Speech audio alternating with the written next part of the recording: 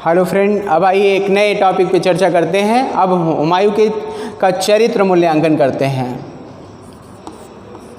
हुमायूं का चरित्र एवं मूल्यांकन।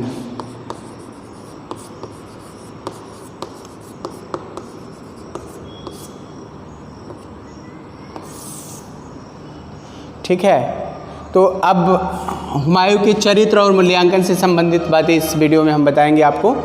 जहाँ तक हुमायूं के चरित्र की बात है तो हुमायूं एक सरल स्वभाव का व्यक्ति होता है और अपने पिता का एक आज्ञाकारी पुत्र होता है। पिता का आज्ञाकारी पुत्र, पिता का आज्ञाकारी पुत्र एवं सरल स्वभाव का व्यक्ति, सरल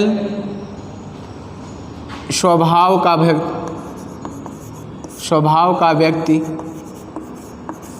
ईमानदार, कई भाषाओं का ज्ञाता,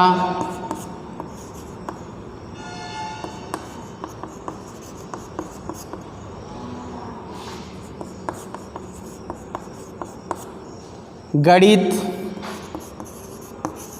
दर्शन, ज्योतिष, कला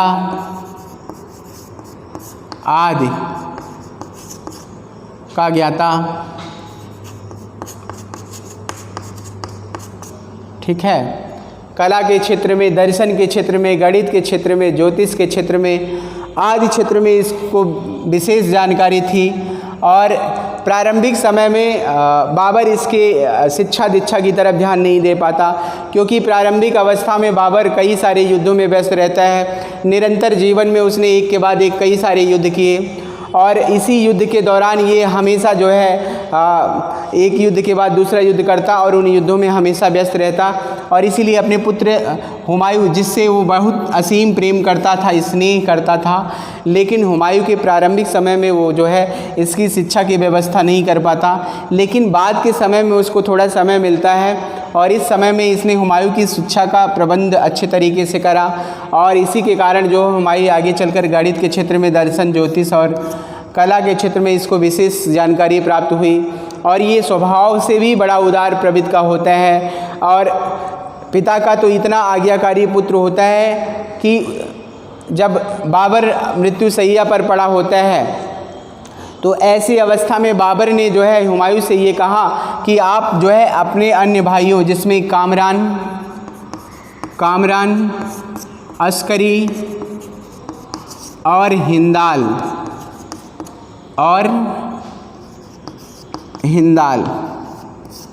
कामरान, अस्करी और हिंदाल, ये इसके अन्य भाई होते हैं। तो कामरान और अस्करी, हिंदाल, इन भाइयों से जो है इसने कहा कि अपने भाइयों से जैसे बचपन में स्नेह लगावा तुम्हारा था, तो इनको जो है बराबर अपने साम्राज्य का भागीदार बनाना, इनके प्रति स्नेह भाव हमेशा रखना। ये चाहे कितना भी तुम्हारा अनहित चाहे, लेकिन इन अनहित चाहने के बावजूद भी तुम कभी भी इनके ऊपर कठोर कार्रवाई या दंडात्मक कार्रवाई मत करना। ठीक है, तो ये इसने बाबर ने हुमायूं से ये बात कहा और कहा मुझे आश्वासन दो, मुझे वचन दो कि तुम ऐसा करोगे। तो हुमायूं ने अपने पिता के साथ वचन दिया, उनको आश्वासन दिया और जैसे इसने अपने पिता को आश्वासन दिया और वचन दिया, उस वचन का हमेशा जीवन पर्यंत इसने पालन किया। और इसके भाई हमेशा इसके साम्राज्य विस्तार में कहीं न कहीं जो है हमेशा अवरोध का कार्य करते रहे। चाहे वो जिस समय ऐसी परिस्थितियां थी कि शेरशाह सूरी ने जब आक्रमण किया तो वह उस अवस्था में ये आगरा में इसके भाई हिंदाल ने विद्रोह कर दिया था और इस विद्रोह को दबाने के लिए जा रहा था और उसी दौरान जो है इधर शेरशाह सूरी चौसा में नज़र गड़ाए हुए बैठा हुआ था। ऐसी अवस्था में दोनों के बीच में मुकाबला होता है और इस युद्ध में जब दूसरी तरफ शत्रु सेना इसके सामने खड़ी हो और एक तरफ भाई भी विद्रोह कर रहा हो, तो ऐसी अवस्था में जब हुमायूं अपने भाई के विद्रोह के कारण भी कमज़ोर पड़ जाता है तो शेरशाह सूरी ने इसे चौसा के युद्ध में पराजित कर दिया और किसी तरीके से ये अपनी जान बचा पाया। तो कहीं न कहीं और बात कि जब इसने कन्नौज पर भी आक्रमण किया शेरशाह सूरी ने, तो उस दौरान भी जो है कामरान ने इसका साथ नहीं दिया, चूँकि ये बीमारी से ग्रसित होता है और इस बीमारी के कारण जो है कामरान इसका साथ नहीं देता। बल्कि कामरान को तो ये लगता था कि कहीं ऐसा तो नहीं कि हुमायूं ही हमको थोड़ा थोड़ा जहर दिलवा रहा हो, स्वीट पॉइजन, मीठा जहर थोड़ा थोड़ा दिलवाता हो, जो धीरे धीरे हमारे शरीर को कमज़ोर कर रहा है ना। तो इसीलिए जो है कामरान जो अपनी सेना का एक बड़ी टुकड़ी लेकर जो है ये लाहौर की तरफ भाग जाता है और हुमायूं का साथ नहीं देता। तो और उसके बाद अस्करी और हिंदाल भी इसके साथ नहीं होते। तो कन्नौज के एक निर्णायक युद्ध में जब इनका साथ नहीं मिलता तो हुमायूं पराजित हो जाता है। तो इसकी उदारता कहीं न कहीं इसके लिए जो है एक बड़ा संकट खड़ा कर देता है। तो ऐसी अवस्था में हुमायूं पराजित हो जाता है, ठीक है। तो ये आज्ञाकारी पिता का आज्ञाकारी पुत्र होने के कारण ही इतनी बड़ी इसको समस्या का सामना करना पड़ा। और दूसरी बात, पिता के द्वारा जो प्रदत्त साम्राज्य होता है वो अभी पूरी तरह से अक्षुण्ण नहीं हुआ था और एक स्थायी साम्राज्य स्थापित नहीं हुआ था। ऐसी घड़ी में अस्थायी साम्राज्य इसको जब मिलता है तो बाबर के मरने के बाद लोगों को ये लगा अभी अभी हिंदुस्तान में जो है मुग़ल सत्ता स्थापित हुई थी, जिसको पूरी तरह से बाबर स्थायित्व तो नहीं दे पाया था और इसके पहले ही संसार से विदा हो गया। तो पिता के मरने के बाद, हालांकि उसके जीवन काल में ही हुमायूं को कई सारे युद्धों में जो है, चाहे वो पानीपत का युद्ध हो, चाहे खानुआ का युद्ध हो, और कई ऐसे सारे युद्ध होते हैं जिन युद्धों में हुमायूं को जो है अपना कौशल दिखाने का अवसर मिला। इन युद्धों में इसको अनुभव की भी प्राप्ति हुई। तो अनुभव के मामले में तो इसमें कोई कमी नहीं थी। एक योग्य सेनापति के जो लक्षण होना चाहिए वो भी हुमायूं के अंदर होता है। इन सभी लक्षणों के बावजूद भी कहीं न कहीं हुमायूं के लिए पिता के मरने के बाद भारत के साम्राज्य को अक्षुण्ण बना के रखना बड़ा मुश्किल कार्य होता है, एक दुरूह कार्य होता है। और वो कार्य दुरूह नहीं होता जब इसके भाइयों ने इसका पूरी तरह से सहयोग किया होता है। भाइयों ने इसका सहयोग नहीं किया, इसी के कारण जो है ये एक दुरूह कार्य हो जाता है, ठीक है। तो भाइयों का इसकी सपोर्ट होना अति आवश्यक था, लेकिन भाइयों ने इसका साथ नहीं दिया। और भाइयों के साथ साथ ये अपने सैनिकों के साथ भी इसका उदार स्वभाव था। सैनिक जो इसका मुख्य सेनापति होता था, जब वो किसी अभियान पर जाता था तो उसको पूरा सपोर्ट करता था और उसकी सफलता में बराबर का सहयोगी होता था, असफलता में भी उसका साथ देता था। अपने सैनिकों के मनोबल को टूटने नहीं देता था। उनके पास प्रति हमेशा स्नेह भाव प्रेम का व्यवहार करता था। उनके सामने कभी भी जो है इस तरीके का व्यवहार नहीं किया कि जिससे उसके सेनापति को ये लगा हो कि हुमायूं जो है मेरे साथ इस तरीके का व्यवहार कर रहा है। तो कहीं न कहीं हुमायूं में ये सारे गुण विद्यमान होते हैं। और इतना ही नहीं, ये धर्म में भी इसकी पूर्ण आस्था थी, परंतु वह धर्मांध शासक नहीं था। अपने राजनीतिक उद्देश्य की पूर्ति के लिए इसने ईरान के शिया शासक से इसने शिया धर्म भी स्वीकार कर लिया था, ठीक है। शिया धर्म को भी इसने स्वीकार कर लिया। तो इस तरीके से ये धर्मांध शासक नहीं होता। देखिए, दो शब्द आते हैं, एक धार्मिक होता है, दूसरा होता है धार्मिक धर्मांध।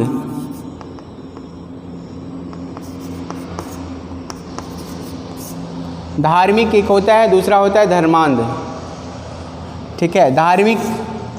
धार्मिक ऐसा व्यक्ति होता है जो अपने धर्म से प्रेरित होकर किसी भी धर्म से प्रेरित होकर उस धर्म के रास्ते पर जाए, ठीक है, उस धर्म को अपना ले, लेकिन बदले में किसी दूसरे धर्म की अकारण निंदा न करे, ठीक है। ऐसा व्यक्ति धार्मिक कहलाता है, ठीक है। जिस भी धर्म को, चाहे वो हिंदू धर्म, सिख धर्म, मुस्लिम धर्म, ईसाई धर्म, पारसी धर्म, कुछ भी कोई भी धर्म हो, वो उस धर्म से प्रेरित होकर, उस धर्म की अच्छाइयों से प्रभावित होकर उस धर्म को अगर अपनाता है और अपनाने के बाद किसी दूसरे धर्म की अकारण निंदा नहीं करता, ठीक है, किसी दूसरे धर्म की बुराई नहीं करता, ऐसा व्यक्ति धार्मिक कहलाता है।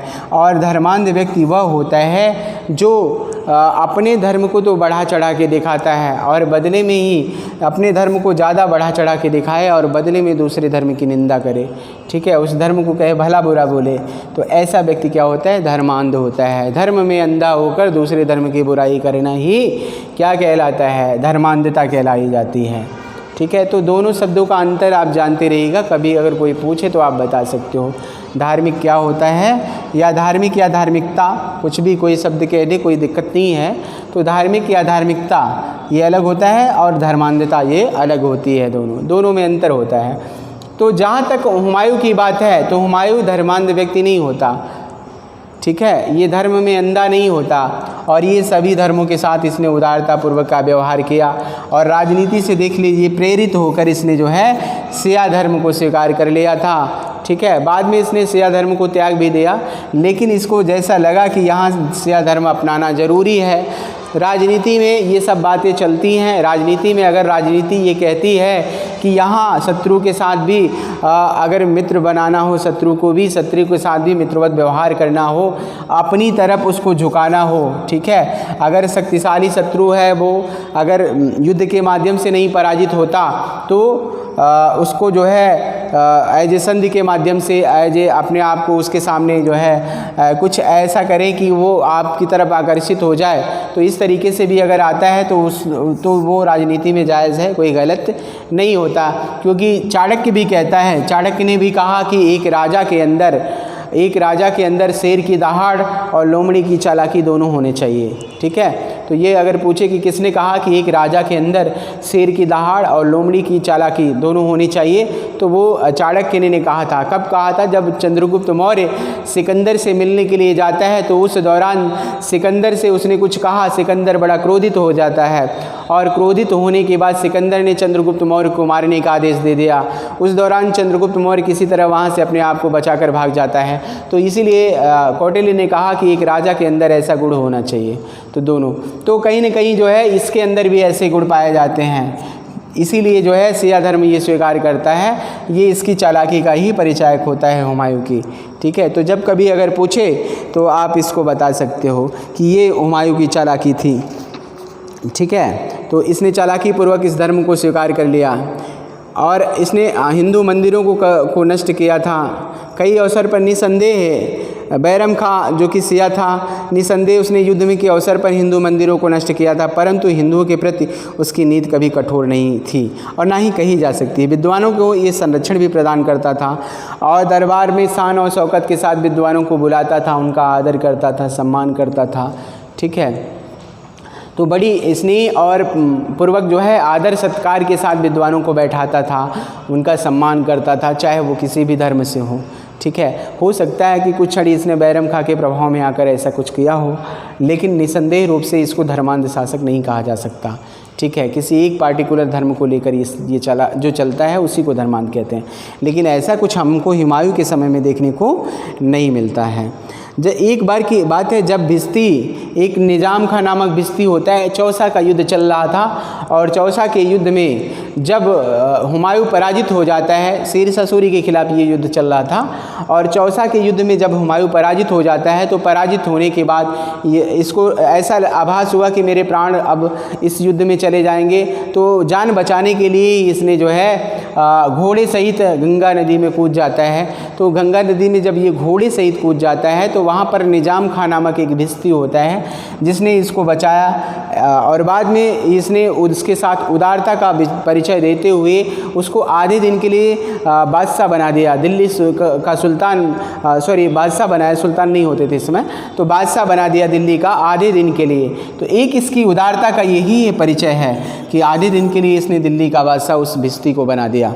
तो एक बादशाह किसी आम व्यक्ति को अगर बादशाह बनाता है तो ये इसकी बहुत बड़ी उदारता होती है, ठीक है। और उसके भाइयों मिर्ज़ा संबंधियों बड़े बड़े सरदारों ने बार बार हुमायूं का साथ छोड़ दिया, उसकी आज्ञाओं की अवहेलना करी। इतना बार बार सब कुछ करने के बाद भी हुमायूं हमेशा जो है उनके प्रति स्नेह और प्रेम की भावना रखता था, कभी भी उनके प्रति जो है इस तरीके का विचार नहीं लाया कि उनको दंडित किया जाए, ठीक है। ये भी इसकी उदारता का ही परिचायक है। हुमायूं की उदारता इस बात से पता चलती है कि कभी भी उसने भाइयों के खिलाफ दंडात्मक रूप का अपमान नहीं, दंडात्मक नीति का पालन नहीं किया, और ना ही उनके खिलाफ कोई दंडात्मक कार्यवाही की।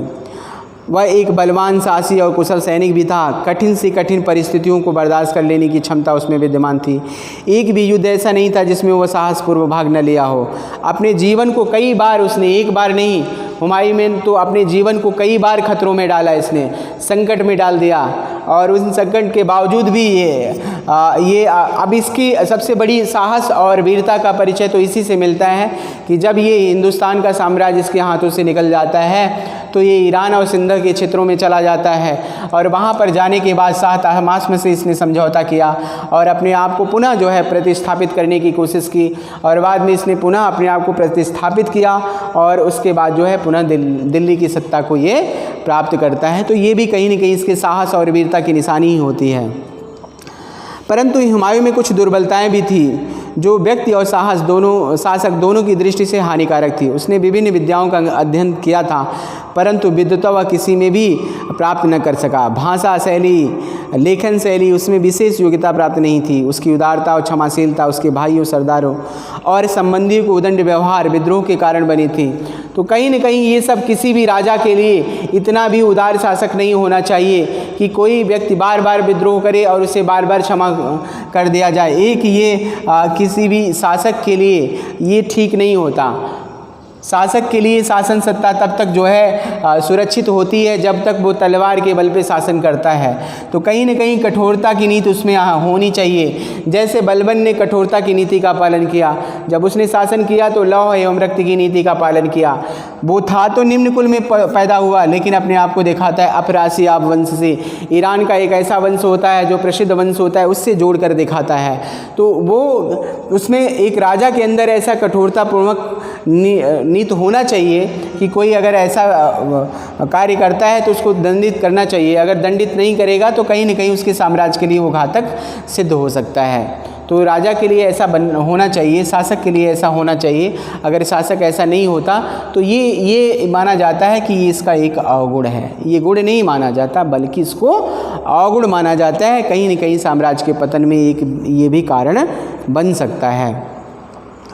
हुमायूं असफल हुआ। लेनपुल ने तो हुमायूं के बारे में लिखा, उसका चरित्र तो आकर्षक है परंतु प्रभावशाली नहीं है। अपने व्यक्तिगत जीवन में वह अत्यंत प्रसन्नतापूर्वक साथी और एक वफादार मित्र हो सकता था। उसके गुण एक ईसाई की भांति थे और उसका संपूर्ण जीवन एक सज्जन व्यक्ति का था, लेकिन एक बादशाह की दृष्टि से वह असफल रहा। हुमायूं में योग्य सेनापति के गुण तो थे लेकिन कहीं न कहीं उसकी जो नीतियाँ रहीं वो नीतियाँ ठीक नहीं रहीं। चाहे प्रारंभिक समय में हम देख लें, हुमायूं जब शासक बनता है तो शासक बनने के बाद इसका सबसे पहला जो अभियान होता है किसके ऊपर होता है? कालिंजर के ऊपर। तो कालिंजर का पहला अभियान होता है। जब ये कालिंजर को दुर्ग को घेरा तो कालिंजर के दुर्ग में इसने कुछ दिन तक समय बिताया और यहाँ पर पूरी तरह से इस दुर्ग का सफाया नहीं कर पाता और उसके बाद ही इस दुर्ग को आधा अधूरा छोड़कर ये दौरा के युद्ध में चला जाता है। और इस युद्ध को जीतने के पश्चात इसने चुनार का घेरा डाला। जब चुनार का घेरा डाला, चुनार का जो समय जो है शेरशाह सूरी के अधिकार में चुनार होता है और कुतुब खां वहाँ का संरक्षक होता है। तो कुतुब खां ने एक लंबे समय तक इसको उलझाए रखा। ये इस पॉलिसी को समझ नहीं पाया और एक लंबा समय इसको यहाँ दे दिया और ये समय मिल गया हुमायूं को, शेरशाह सूरी को अपनी शक्ति का विस्तार करने में। बाद में शेरशाह सूरी बड़ा चालाक अफगान था, उसने इसके साथ समझौता कर लिया और इसी समय चूँकि हुमायूं का पत्र व्यवहार शेरशाह सूरी का पत्र व्यवहार किसके साथ होता था? बहादुर शाह गुजरात के शासक से। तो गुजरात के शासक के साथ इसका पत्र व्यवहार होता है और उसी पत्र व्यवहार से गुजरात का शासक वो चाहता था कि हुमायूं एक लंबा समय यहाँ दे दे और वो जब हुमायूं यहाँ लंबा समय दे देगा तो उधर गुजरात के क्षेत्रों में चित्तौड़, मेवाड़ और आसपास के क्षेत्रों में उसका अधिकार हो जाएगा। और हुमायूं को जब उसके विस्तार की बात खबर लगती है तो इसने यहाँ पर इसका शेरशाह सूरी की शक्तियों का अंत नहीं कर पाता। बीच में ही शेरशाह सूरियों से समझौता कर लिया इसने, और समझौता करके शेरशाह सूरी को अभी भी चुनार का किला शेरशाह सूरी के ही अधीन में छोड़ दिया इसने। इस पर यहाँ अधिकार नहीं कर पाता। ये किला अभी भी किसके अधिकार में होता है? शेरशाह सूरी में। तो कहीं ना कहीं आधी अधूरी विजय करके इसको भी छोड़ देता है, और आधी अधूरी विजय के बाद ये चला जाता है बहादुर शाह के खिलाफ अभियान में। और जिस समय रानी कर्णावती चित्तौड़गढ़ की रानी थी, रानी कर्णावती विक्रमाजीत की माता रानी कर्णावती ने इससे सहयोग का आश्वासन मांगा, लेकिन इसने राखी भेजकर उसने सहयोग मांगा रानी कर्णावती। अगर इसने राजपूतों का सहयोग प्राप्त करने के लिए रानी कर्णावती की अगर इसने रक्षा की होती, बहादुर शाह को यहाँ अगर उसने दंडित किया होता, बहादुर शाह को के ऊपर इसी समय आक्रमण करता, तो राजपूतों का पूरी तरह से सहयोग हुमायूं के प्रति हो जाता और राजपूत हुमायूं की तरफ से लड़ते, और इस युद्ध में कहीं न कहीं बहादुर शाह पराजित होकर मारा भी जाता और ये सारा क्षेत्र इसके अधिकार में आ जाता। और बाद में शेरशाह सूरी के खिलाफ युद्ध में राजपूत इसके सामने एक बड़ी ढाल हो जाते और राजपूत इसका बराबर का सहयोग करते। ये इसकी दूरदर्शितापूर्ण नीति रही, जिसके कारण राजपूतों का सहयोग प्राप्त करने से ये वंचित रह जाता है। और इसने अगर रानी कर्णावती का सहयोग किया होता तो हो न हो राजपूतों का एक बड़ा वर्ग इसके साथ चला आता, और ये अपने बाद में आने वाले जैसे बाबर ने जैसा किया, अकबर ने किया, तो अकबर की तरह ये भी राजपूत नीति से अगर इसकी अच्छी होती तो एक दूरदर्शी अगर शासक होता तो इस तरीके का ये कार्य करता, तो ये जो है इसके साम्राज्य के लिए अच्छा होता और आगे चलकर ये इसका साम्राज्य जो है भारत से निर्वासित नहीं होता। और इसके बाद जब इसने एक थोड़ा समय लगा दिया, इसने रानी कर्णावती की मदद नहीं की और बहादुर शाह ने जिहाद का नारा देकर धर्म का इसको जो है वो देकर रोक दिया। कहा कि नहीं, तुमको एक काफिर के खिलाफ हमारा युद्ध है और इस युद्ध में तुम काफिर की मदद मत करो। तो हो न हो ये धर्म से प्रेरित होकर उसकी मदद नहीं करता। या दूसरा कारण ये होता है कि ये सारंगपुर रुक जाता है और इसको लगा कि यहाँ मालवा के क्षेत्रों में जो है यहाँ के समय को थोड़ा सा भाप लिया जाए, इसके किसके अनुकूल है, ठीक है, और यहाँ के जो भी बहादुर शाह के शत्रु हैं इनको अपनी तरफ ले लिया जाए। लेकिन इसके दिमाग में ये बातें नहीं आई कि अगर मैं राजपूतों का सहयोग प्राप्त कर लेता तो इन शत्रुओं का कोई मतलब नहीं रह जाता। अगर ऐसा इसने सोचा होता तो रिजल्ट कुछ और ही होता, लेकिन ऐसा इसने सोचा नहीं, ऐसा इसने सोचा नहीं। अगर ऐसा सोचता तो रिजल्ट कुछ और ही होता। लेकिन बहादुर शाह के खिलाफ जब ये अभियान किया तो उसके बाद जब बहादुर शाह को इसने चंपानेर में, मांडू में, काम्बे में, ड्यूक में, यहाँ तक इसने पीछा किया और ये यहाँ तक इसको पा नहीं पाता, इसको पाया नहीं, इसको पूरी तरह से अब भी इसने बहादुर शाह को पूरी तरह से समाप्त नहीं किया। और बहादुर शाह को जब ये पूरी तरह से समाप्त नहीं करता, एक जहरीले सर्प को हल्का सा उसको चोट पहुंचाकर ये वापस चला गया। तो जब किसी भी जहरीले सर्प को आप हल्का सा चोट पहुंचाओगे और चोट पहुंचाने के बाद वापस चले जाओगे तो वो सर्प कहीं न कहीं आपके लिए घातक परिणाम देगा। आने वाले समय में आपको डस सकता है, परेशानी में डाल सकता है। और हुआ भी यही। बहादुर शाह मालवा और गुजरात पर बहादुर शाह ने पुनः अपना अधिकार स्थापित कर लिया। मालवा और गुजरात का जो क्षेत्र होता है, ये दोनों बड़े इम्पॉर्टेंट क्षेत्र होते हैं। मालवा और गुजरात, ये दोनों क्षेत्र बड़ी सरलता से हुमायूं के अधिकार में आते हैं। लेकिन हुमायूं एक दूरदर्शी शासक सिद्ध नहीं होता। ये चाहता तो इन मालवा के क्षेत्रों में यहाँ पर अस्करी को जहाँ पर नियुक्त किया था और तरगी बेग को मालवा के इन क्षेत्रों में नियुक्त किया था इसकी देखभाल करने के लिए, लेकिन वो दोनों इसको संभाल नहीं पाते। और बाद में बहादुर शाह पुनः जो है चंपानेर को अपने अधिकार में किया, मालवा को अपने अधिकार में कर लिया और अंततः गुजरात के क्षेत्रों पर भी उसका अधिकार हो जाता है। और जब गुजरात के क्षेत्रों पे इसका अधिकार हो जाता है तो ये हुमायूं के साम्राज्य से एक पके हुए आम के फल की भांति, जैसे आम का फल कोई हो, आम के वृक्ष, ठीक है, ये वृक्ष हो गया आम का, और इस आम के वृक्ष में बड़े आम लगे हों, ठीक है, बहुत सारे आम लगे हों और ये सारे आम कैसे हों, एकदम पके हुए फल की भांति ये सारे आम अपने आप टूट कर गिर जाएं। ठीक उसी तरीके का ये होता है मालवा और गुजरात, ये दोनों एक पके हुए फल की भांति ये दोनों इसके साम्राज्य क्षेत्र से निकल जाते हैं, ठीक है। और ये इसकी अदूरदर्शितापूर्ण नीति रही। तो पके हुए फल की भांति ये दोनों साम्राज्य, चाहे मालवा हो और चाहे गुजरात, ये दोनों क्षेत्र जो है एक आम, पके हुए आम के फल की भांति दोनों इसके हाथ से निकल गए। और ये कहीं न कहीं इसकी अदूरदर्शितापूर्ण नीति ही रही, जिसके कारण ये दोनों साम्राज्य इसके हाथ से निकल जाते हैं। और इसके निकलने के बाद ये पुनः जो है आगरा के क्षेत्रों में आ जाता है, और आगरा के क्षेत्र में आता है, और तभी इसी समय इसको ये सूचना मिलती है कि जो चुनारगढ़ का किला है, चुनारगढ़ के किले में शेर खां की कुछ ऐसी असंदिग्ध गतिविधियाँ तेज हो गई थी, और इसी अवस्था में ये जो है चुनारगढ़ के किले को जीतने के लिए इसने अभियान किया। और ये समय होता है लगभग 1538 का, और 1538 में जब ये चुनारगढ़ के किले को जीतने के लिए जाता है, और वहाँ पर जो है एक लंबा समय यहीं पर इसने गुजार दिया। जब इसने एक लंबा समय चुनारगढ़ के किले को गुजारा, और इसी दौरान शेरशाह सूरी बंगाल की विजय करता है, और बंगाल की विजय करने के बाद अपना जो एक खजाना होता है वहाँ का, उसको रोहतासगढ़ के किले में सुरक्षित रख देता है। और ये शेरशाह सूरी की एक पॉलिसी होती है।